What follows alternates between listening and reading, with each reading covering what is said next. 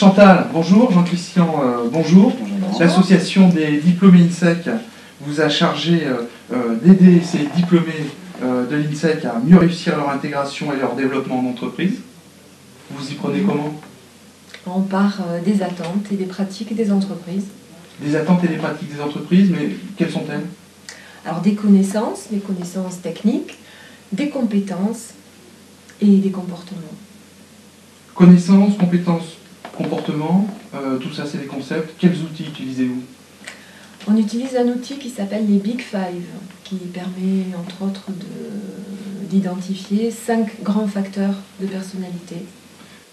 En fait, c'est un bilan psychoprofessionnel qu'on leur propose de faire, une approche de soi et une approche surtout de soi dans le groupe.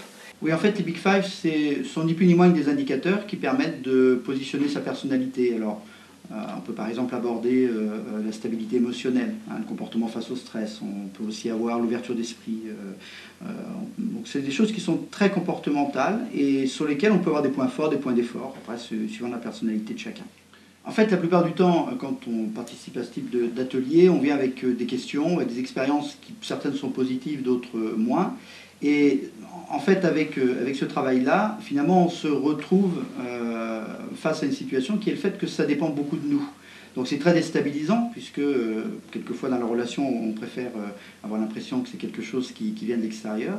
Et finalement, ça nous permet de mieux savoir pourquoi on réagit de telle et telle façon. Et donc, effectivement, c'est déstabilisant d'un côté. Par contre, c'est motivant, puisqu'on sait évidemment que si on arrive à influer sur notre comportement, automatiquement, les résultats vont être différents. Donc ce que vous nous dites, c'est qu'on a tous des profils, on a tous des personnalités différentes, que ces différents profils et ces différentes personnalités correspondent à différents types de postes sur le marché de l'emploi. Bon, tout ça c'est très sympathique, mais au fond, de quoi on a besoin pour développer son employabilité? Alors je dirais de trouver sa particularité, son avantage concurrentiel, ce qui va faire la différence avec les autres. Parce qu'en termes de compétences techniques, ils sont tous à égalité, on va dire, avec leur diplôme. Mais ensuite, c'est eux, c'est leur particularité qui va faire la différence.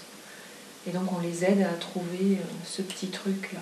Ce petit truc-là, ouais. Vous pouvez décrire davantage ce petit truc-là? Je sais pas, vous m'avez parlé de perception de soi, de perception de son environnement. Qu'est-ce qui est important là-dedans? Leur façon particulière d'être avec les autres, d'animer, de motiver, de faire passer leurs rêves, leurs projets. Voilà. Alors, concrètement, comment on met à profit ces 3 connaissances de soi fondamentales pour réussir en entreprise? Alors, connaissance de soi fondamentale dont vous parlez, c'est-à-dire la perception qu'on a de soi et de son environnement, l'état d'esprit dans lequel on est quand on est en relation, et surtout les enjeux de la relation. Alors, ces 3 connaissances fondamentales, on les fait travailler grâce à un certain nombre d'outils durant les modules proposés. Et ça fonctionne, ça donne des choses fort intéressantes à l'issue de ces modules. Oui, et quand on discute avec les diplômés juste après ces modules, souvent ils se sentent un peu simultanément déstabilisés et rassurés par rapport à la connaissance de soi qu'ils ont pu développer à cette occasion. Bon, mais à quoi ça sert? Pourquoi c'est si important? Pour le projet professionnel, pour la façon dont ils vont se projeter dans un entretien de recrutement, dans ensuite une animation d'équipe. Ça va leur permettre de mettre de la vie, de s'approprier vraiment leur parcours. Ce que vous me dites au final, c'est qu'en maîtrisant bien cette connaissance de soi, en maîtrisant bien un certain nombre de techniques comportementales, en ayant une idée claire des possibles qui nous sont offerts, en fait on développe une capacité à réussir sa vie professionnelle. Tout à fait. À en faire ce qu'on veut.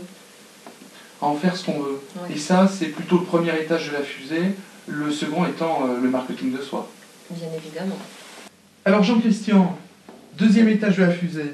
Deuxième étage de la fusée, après les modules 1 et 2 qui sont fortement orientés vers le bilan de soi, qu'est-ce qu'on peut apprendre du marketing de soi?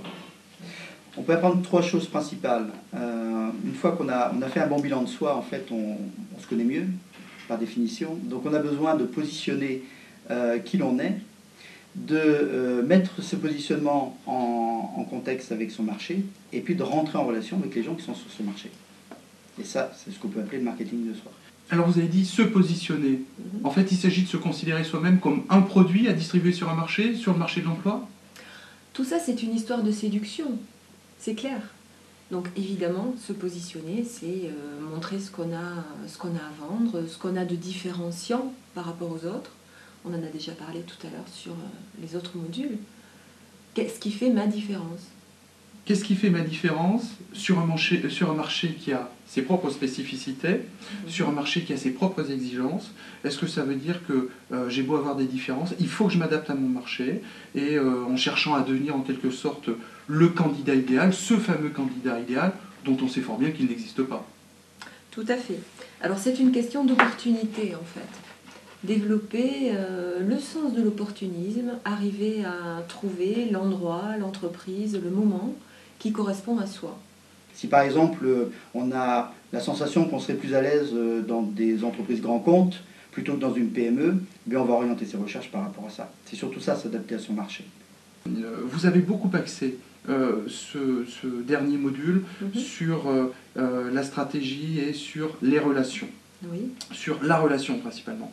Est-ce que vous pouvez nous en dire un petit peu plus à ce sujet? Oui, il suffit d'avoir une activité professionnelle pour savoir que derrière chaque opportunité, il y a forcément des hommes et des femmes, et des personnes, que ces personnes-là, un de leurs objectifs quand elles vont recruter quelqu'un ou faire la promotion de quelqu'un dans une entreprise, un de ces objectifs c'est de ne pas se tromper, hein, ça peut paraître négatif mais c'est tout à fait ça. Et donc l'idéal c'est que la personne nous connaisse le mieux possible. Et cette notion de relation, si on la travaille sur le long terme, si on l'envisage sur le long terme, eh bien c'est la possibilité, non pas de devenir le candidat idéal, une fois de plus, mais de devenir la personne vraiment que l'on est, que les gens sachent vraiment qui on est, qu'ils puissent voir si on a une adéquation avec un poste. Et à partir du moment où on a une adéquation avec ce poste-là, forcément quand on va être embauché, ça va fonctionner de la bonne façon. Et que doit faire le candidat dans ce cas-là?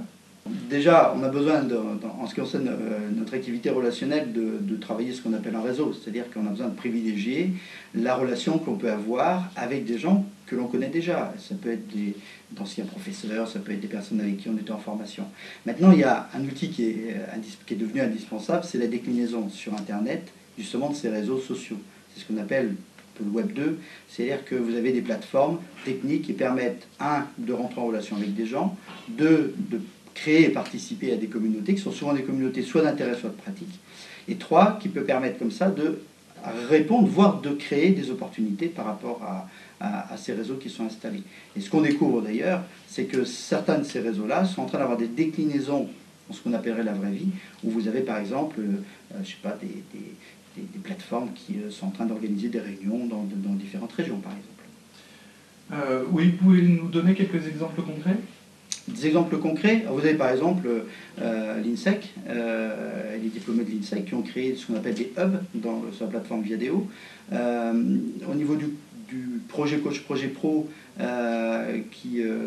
on est en train de parler, on a créé là aussi une plateforme communautaire pour les gens qui ont participé à la formation. Et puis vous avez dans les régions des forums qu'on appelle les business régionaux, où là il y a des réunions aussi mensuelles, généralement pour permettre à tous les membres de se rencontrer.